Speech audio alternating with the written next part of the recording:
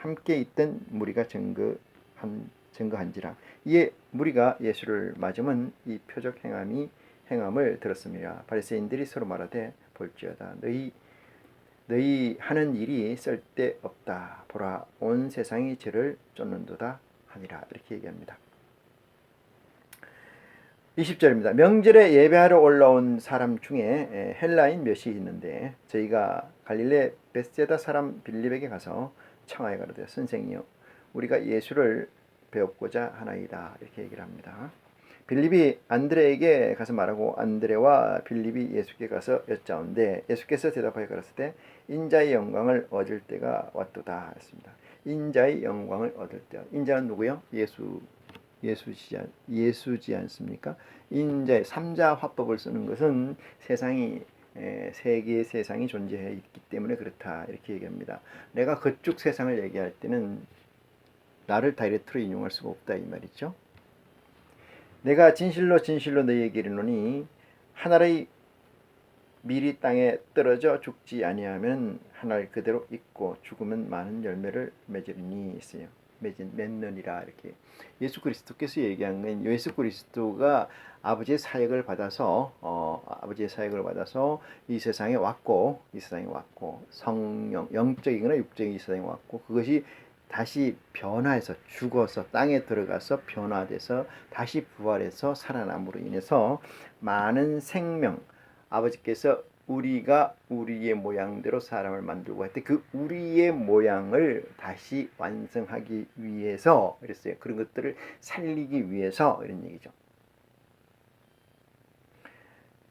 많은 열매를 맺느니라. 25절입니다. 자기 생명을 사랑하는 자는 잃어버릴 것이요 그랬어요. 여기 그렇기 때문에 자기 생명, 지금 가지고 있는 이 가치, 이 생명, 육체의 가치를 얘기하는 겁니다. 이걸 자기 생명이라고 규정을 하고 자기 생명을 사랑하는 자는 잃어버릴 것이요 이랬어요. 왜? 이 세상에 영존된 건 없다. 이런 얘기를 드렸습니다만 이 세상에서 자기 생명을 미워하는 자는 영생하도록 보존하리라 했어요. 이 육체에 관해서 왜 미워해야 돼요? 언젠가는 불완전한 존재이기 때문에 없어질 거잖아요. 그렇기 때문에 어떻게든 간에 완전한 육체를 가지고 하는 것이 우리 선지자들의 믿음이 아니었던가요?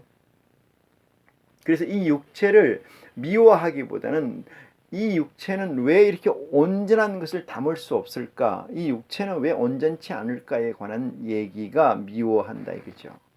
그러면 그 이 위의 것을 바라는 거 아니겠습니까? 그 위의 것이 어느 거예요? 온전한 가치고 온전한 가치는 썩지 아니할 가치인 줄 믿으시기 바랍니다. 그런 사람은 뭐라고요? 영생하도록 보존하리라. 그렇게 영생하도록 보존하리라 이것이 말이 안 되는 말이지 않습니까? 그 모르는 X라는 값이 무엇이냐 하면은 변화체라는 값이에요. 변화체라는 값. 사람이 나를 섬기려면 나를 따르라 이랬어요. 사람이 나를 섬기려면 나를 따르라. 나 있는 곳에 나를 섬기는 자도 거기 있으리라 이렇게 얘기합니다. 섬기는 것은 육체로 섬기는 게 아닌 줄 믿으시기 바랍니다. 마르다와 마리아에서 마르다는 눈에 보이는 것 중심의 믿음을 보였다라면은 마리아는 눈에 보이지 않는 이면적 가치의 믿음을 봤다 이렇게 얘기할 수 있습니다. 마리아의 단계를 넘어서는 존재가 돼야 우리는 하나님의 아들의 반열에 오를 수 있다 이렇게 말씀드릴 수가 있습니다. 사람이 나를 섬기려면 나를 따르라. 나 있는 곳에 나를 섬기는 자도 거기 있으리니 그랬어요. 사람이 나를 섬기면 내 아버지께서 저를 귀히 여기시리라 이렇게 했습니다. 여기서 섬긴다는 것은 육체로 섬긴다는 게 아닙니다. 육체로 섬긴다는 게 아니고 영적 존재로 섬긴다는 거죠. 영적 존재. 이 육체는 그릇이죠. 그릇. 육체는 없어질 거라고 누누이 얘기하지 않습니까? 없어질 것에 관해서 허무한 것에 미련을 두는 자처럼 미련한 자가 없는 거죠. 그래서 그것을 우리는 뭐라 그래요? 치매 환자라 그래요. 중풍 환자. 당연히 없어질 거 아니겠습니까? 당연히. 그래서 예수님 뭐라고 얘기하십니까? 죽은 자가 장사하게 내버려 두고 산 자 너는 나를 따르라 이랬잖아요. 따르라는 게 뭐예요? 육체가 따라가는 건 당연한 거죠. 왜 그러냐면 육체 안에 담고 있는 게 영이니까. 어디에 키가 있는지, 어디에 액센트가 있는지를 정확히 우리는 체킹해야 된다. 하나님을 믿을 때 무엇이 가치인가를, 무엇이 진실이고 무엇이 선이고 악인가에 대해서 구분을 분명히 해야 된다. 이 얘기입니다. 만약에 여러분 육체에 관해서 자유롭다면은, 눈에 보이는 것에 자유롭다면은 이 세상에서 엄청난 존경, 리스펙트를 받을 거예요. 그렇지 않습니까? 물질에 자유로운 자 누가 있습니까? 눈에 보이는 거에 자유로운 자 누가 있냐고요. 100%는 아닐지언정 10%, 20%, 30%, 40%만이라도 눈에 보이는 것에 자유로운 자, 이것은 직접적으로 얘기하면은 육체에서 자유로워야 되는 거죠. 왜? 이 육체는 썩어질 것이니까. 우리는 썩지 아니할 것을 받는다고 말씀하신 그리스도의 메시지를 믿으니까 그것이 나를 지배하고 그것이 내 몸을 지배하게 해야 된다는 거지요. 그러면 남들이 어떻게 볼까요? 보통 사람이 아니라고 당연히 보지 않겠습니까? 우리의 믿음은 이 세상에 아무리 돈 많은 사람도 죽습니다. 그렇지 않습니까? 죽고 난 다음에 뭐가 있다고 그랬어요? 심판이 따른다는 거였어요. 우리는 심판받지 않고 하나님의 아들로 거듭나는 놀라운 축복이 여러분에게 약속되어 있다는 사실을 놓치지 말기를 바랍니다. 무엇이 귀한 것일까요? 무엇이 귀한 것일까요? 얼마나 미련한지 모릅니다. 사람이.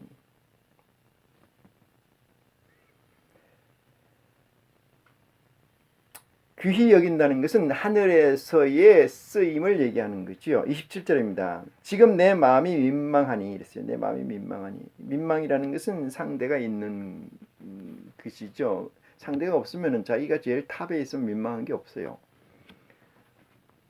무슨 말을 하리요? 아버지 나를 구원하여 이때를 면하게 하여 주옵소서. 그러나 내가 이를 위하여 이때에 왔나이다. 이렇게 얘기합니다. 이게 육체와 영성 간의 갈등이죠. 육체와 영성 간의 갈등. 인간은 그만큼 힘들어요. 뭐가 힘드냐? 육체를 놓아버리기가 힘들어요. 하나님 역시 천지를 창조하시고 첫째 날부터 여섯째 날까지 그분께서 보시기에 좋았더라. 이렇게 얘기하십니다. 보시기에 좋은 건 맞습니다. 그렇지만 이거보다 더 좋은 게 있다. 바울도 그렇게 얘기하지 않습니까? 보이는 것이 소망이면은 소망이라면 거기다 누가 소망을 두겠느냐. 보이지 않는 곳에 소망을 우리가 둔 자로서 인내해야 되고 기다려야 되고 참아야 된다. 이게 바울 사도의 메시지가 아닙니까? 인내하고 참는 것은 나도 언젠가는 인내하고 참다 보면 떵떵거리고 살 거야. 큰 교회를 가지고 살 거야. 큰 집을 가지고 살 거야. 돈을 막 뿌리며 살 거야. 이딴 생각하는 거 말고요.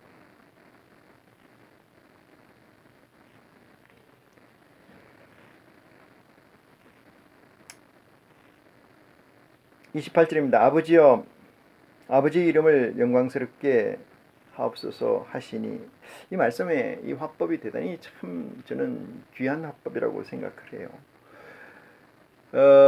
나로 인해서 아버지의 영광을 드러내게 하옵소서 이런 말이 많잖아요. 그러니까 나를 위해서 나를 통해서 아버지의 영광을 드러내게. 이 얘기는 아버지의 의도의 라인에 있다는 거예요. 아버지 의도의 라인. 자식이라는 게 그렇죠. 왜 자식을 낳았으면은 또 다른 자기이잖아요. 또 다른 자기. 나뉘어져 있지만 자기잖아요. 그건 무슨 얘기예요? 내 유전자를 가지고 낳은 거잖아요. 내 유전자, 내 속성을 가지고 있는 거잖아요. 이게 똑같은 개념으로 보는 거죠. 근데 보이지 않는 것을 보는 것은 현자들이 하는 건데 우리 그리스도를 믿는 사람들은 그 현자 위에 존재해야 된다고 저는 생각을 합니다. 아버지의 이름을 영광스럽게 하옵소서. 이 얘기는 뭐예요? 나를 영광스럽게 하라 이 얘기죠. 나를 영광스럽게 하는 것이 곧 아버지를 영광스럽게 하는 거예요. 이걸 이해하십니까? 이 까딱 잘못하면 쌍스러운 욕이 돼요. 근데 여기서 필요한 게 서번트입니다. 서번트, 내 수족으로 존재해 있어야 돼요. 하나님의 수족으로 존재해 있어야 돼요. 여기서 반역이라는 걸 생각할 수 없습니다. 수적으로 존재해 있는 상태에서 이 말은 영광된 말이고 이 말은 보석 같은 말이 됩니다. 아버지 이름을 영광스럽게 하옵소서 하시니 이에 하늘에서 소리가 나서 가로되 내가 이미 영광스럽게 하였고 또다시 영광스럽게 하리라 하신대 이랬습니다. 또다시 영광스럽게 하시리라 영광스럽게 하리라 하신대. 이 얘기는 예수님께서 부활하신다는 얘기잖아요. 영광스럽게 하신다. 그 다음에 또 영광이 있겠죠. 그것은 뭐예요? 재림입니다. 지금 영광스럽게는 예수가 하나님의 사역을 완성하고 있다. 완성해 가고 있다. 또는 육체로 빌어서 났지만 그 성령, 하나님의 성령이 아들의 영이 거기에 들어가는 것을 완전케 했고 온전히 됐고 지금 사역을 하고 계신다. 그러므로 영광스럽게 했다. 29절입니다. 곁에 서서 듣던 무리는 우레가 울었다고도 하며 또 어떤 이들은 천사가 저에게 말하였다고도 하니 이랬습니다. 그러니까 하나님께서 소통하는 것은 우리는 그것을 감히 일상적인 인간의 재원으로서는 그걸 느낄 수가 없어요. 센싱이 안 된다는 얘기죠. 우리가 중요한 문서에 보면은 극비 문서에 대한 블랭크 이렇게 지워져 있잖아요. 화이트나 검정 걸로. 못 듣는 거죠. 계시록을 기록한 요한도 그런 얘기 있잖아요. 기록하지 마라. 또 이런 소리도 있어요. 우레소리도 같은데 시냇물 흐르는 소리도 같다. 이렇게 표현합니다. 29절입니다. 곁에 서서 들은 무리는 우레가 울었다고도 하며 또는 어떤 이들은 천사가 저에게 말하였다고도 하니 예수께서 대답하였을 때 이 소리가 난 것은 나를 위한 것이 아니요 너희를 위한 것이니라 그랬어요. 모든 것이 천지를 창조할 때 누구를 위해서 창조했어요? 그리스도를 위해 창조했다고 하지만 그리스도는 어떻게 존재해야 돼요? 12 보좌와 각각 1만 2천의 존재로서 존재합니다.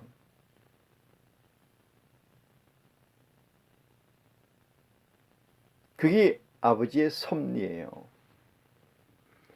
거기까지. 그 다음은 카운트하지 않습니다.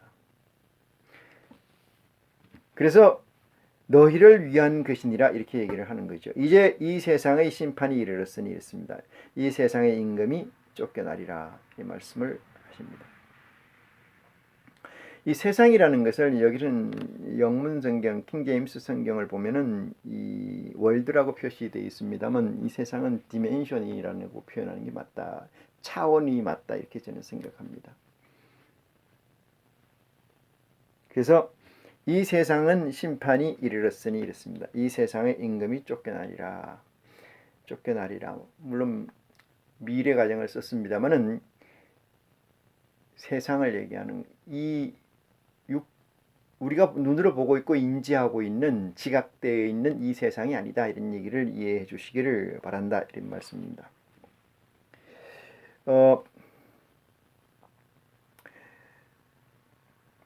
32절입니다. 내가 땅에서 들리면 모든 사람을 내게로 이끌겠노라 하시니 있습니다.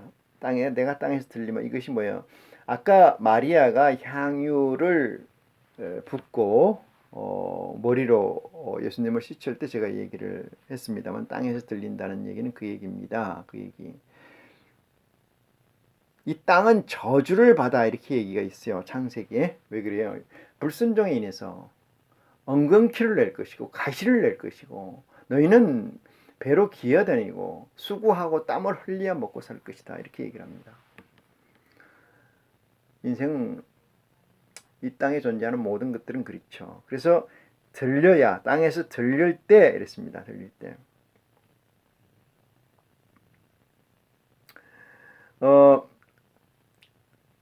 내가 땅에서 들리면은 모든 사람을 내게로 이끌겠노라 하시니라. 여기서 모든 사람이라니까 이 존재하는 사람이라는 것 전부를 얘기하는 건 아닙니다. 그렇게 확대 해석은 없기를 바랍니다. 33절 이렇게 말씀하시면 자기가 어떠한 죽음으로 죽을 것을 보이십니다. 이렇게 했어요. 34절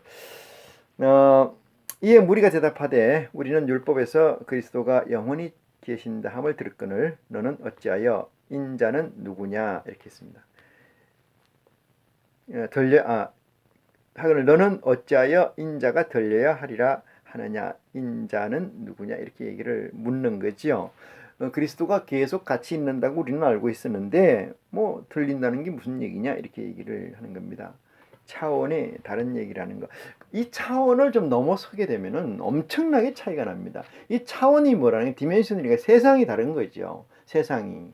성경을 보는 것은 많은 목사님들이 성경을 어떻게 해석하냐면 하늘의 차원을 세상 차원으로 끌어내려서 얘기하는 거예요. 세상의 삼적 차원으로 끌어내려서 하는 거예요.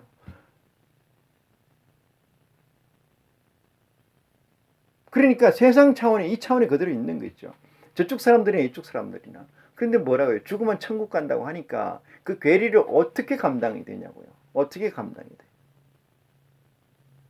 예수를 믿지 않는 사람들의 삶이 너무나 호황되기 때문에 그래도 당황하거나 상황이 어려워지면 교회를 가지 않습니까? 그래도. 근데 차원이 달라야 된다. 예수가 오면은 말이야. 그리스도가 오면은 인자가 오면 계속 같이 있는다 했는데 네가 들린다는 얘기가 무슨 얘기냐. 이것의 구별이 안 되면은 이것이 정리가 안 되면은 어떻게 그리스도의 복음이 어떻게 그리스도가 여러분에게 있다고 얘기를 할 수가 있겠습니까? 35절 대답을 합니다. 예수께서 가라사대 아직 잠시 동안 빛이 너희 중에 있으니 이랬습니다. 빛이 있을 동안에 다녀 어두움에 붙잡히지 않게 하라. 어둠이 의인화되어 있잖아요. 잡는다. 너희를 잡는다는 거죠. 잡는 실체는 마귀잖아요. 사단이지 않습니까? 그리스도를 빼곤 다 사단이죠. 흑과 백밖에 없습니다. 0과 1밖에 없어요. 어쩌면 디지털의 논리가 하늘의 속성하고 똑같습니다. 빛과 어둠이잖아요. 빛은 아버지 편이고 어둠은 마귀의 편이고 빛이 있을 동안에 다녀서 어둠에 붙잡히지 않게 하라. 어둠에 다니는 자는 그 가는 바를 알지 못하리라. 어둠 속에 있는 자는 이 얘기죠. 그런 얘기는 뭐예요? 마귀에게 있는 자는 예수를 그리스도라고 믿지 않는 자는 이게 믿는다는 건 요만큼 믿으면 이만큼 믿으면 그런 얘기는 없어요. 믿고 안 믿고 아까 0, 1 디지털처럼 yes, no 금은 것, 흰 것 이거밖에 없어요. 금으티티하고 희끄무리하고 이런 건 없다 이 말이죠. 그러니까 어둠에 붙잡히지 않게 하라. 어둠에 다니는 자는 그 가는 바를 알지 못하느니라. 왜 그래요? 자기 죽을 거를 인생은 다 죽는다고 하고도 인생은 다 죽어. 인생은 허망해 하면서도 뭐를 쌓는 거예요? 만리장성을 쌓는 거 아닙니까? 그게 치매지요. 만리장성을 쌓기 위해서 온갖 더러운 일, 가증한 일을 다 하지 않습니까? 추악한 일을. 얼마 안가 죽는 걸 알면서도. 그러니까 지들의 가는 길을 알지 못한다. 이렇게 얘기합니다. 36절입니다. 너에게 아직 빛이 있을 동안에 빛을 믿으라. 그리하면은 빛의 아들이 되리라. 이렇게 얘기합니다. 예수 그리스도가 있을 때 믿으라. 지금 예수 그리스도의 복음이 여러분 안에 많이 있어줘야. 마태복음 24장에 나와 있죠. 그때에 여기 있다 저기 있다 한다 그러잖아요. 누가 내가 예수다 내가 예수다. 그럼 그 예수다 이러면 아니요 이러면 뭐야? 아니요 이러면 어떻게 돼요? 분별이잖아요. 분별. 구별하는 거잖아요. 나누는 거잖아요. 그게 심판이 아닙니까? 그게 있어야 가지 않는 거잖아요. 선이 아니고 악이라고 정리가 돼야 안 가는 거예요. 지금 나올 때 안 됐는데 네가 예수라고 하느냐? 이렇게 얘기 분별해야 하는 거 아니에요. 지금은 뭐야? 뿌릴 때고 심을 때인데 너는 지금 열매다 이렇게 얘기하는 게 안 맞다 이렇게 얘기하는 거 아니에요? 로드맵을, 지도를 다 아니까 그러는 거 아니겠습니까? 그래서 네가 아직 빛이 있을 동안에 빛을 믿으라. 그리하면은 빛의 아들이 되리라. 빛의 아들은 뭐예요? 하나님의 아들이 되죠. 12지파의 1만 2천씩 아들이 된다는 거죠. 예수께서 이 말씀을 마치시고 하시고 저희를 떠나가 숨으시니라 했습니다. 또 숨는다 이렇게 말씀했죠. 이렇게 많은 표적을 저희 앞에서 행하셨으나 저를 믿지 아니하니 이는 선지자 이사야의 말씀을 이루려 하심이라 가로되 안 믿는 거예요. 지금도 마찬가지입니다. 지금도 마찬가지예요. 주여 우리에게 들은 바를 누가 믿었으며 주의 팔이 누구에게 나타나니까 하였더라. 저희에게 능히 믿지 못하는 것은 이 까닭이니 곧 이사야가 다시 일렀으되 저희 눈을 멀게 하고 그랬습니다. 저희 눈을 멀게. 누가? 검은 세력이 그러는 거죠. 검은 세력이 포섭돼 있으니까 저희 마음을 완고하게 하고 완악하게 개빡스럽게 하고 이는 저희로 하여금 눈으로 보고 마음으로 깨닫고 돌이켜 내게 고침을 받지 못하게 하려 함이라. 눈과 귀를 막고 멀게 하는 것은 바른 길로 가지 못하게 예수를 그리스도를 믿지 못하게 하려 함이라고 이사야서에 기록되어 있다 이렇게 얘기했죠. 그렇기 때문에 너희가 아무리 믿으려고 해도 믿지 않는다. 그런데 예수님은 왜 하시냐? 저와 여러분을 위해서 하신다 이렇게 말씀을 드릴 수가 있습니다. 예수 그리스도의 재림은 종말입니다. 종말이 언제 올 것인가? 이것은 저와 여러분이 알 수 없는 까닭이죠. 그 이유는 뭐냐? 땅에서 매는 일이 있어야 되기 때문에 그렇습니다. 하늘에서 매고 하늘에서 결정하는 게 아니고 땅에서 매는 일이 있어야 됩니다. 땅에서 매는 일이 있어야 됩니다. 물론 땅에서 맨다는 그 행위를 판단하시는 건 아버지이시지만은 땅에서 매는 일이 없이는 never 이 세상의 끝은 없습니다. 지속됩니다. 그것이 저와 여러분이 가지고 있는 딜레마입니다. 여기 한 발짝 더 나가 보면은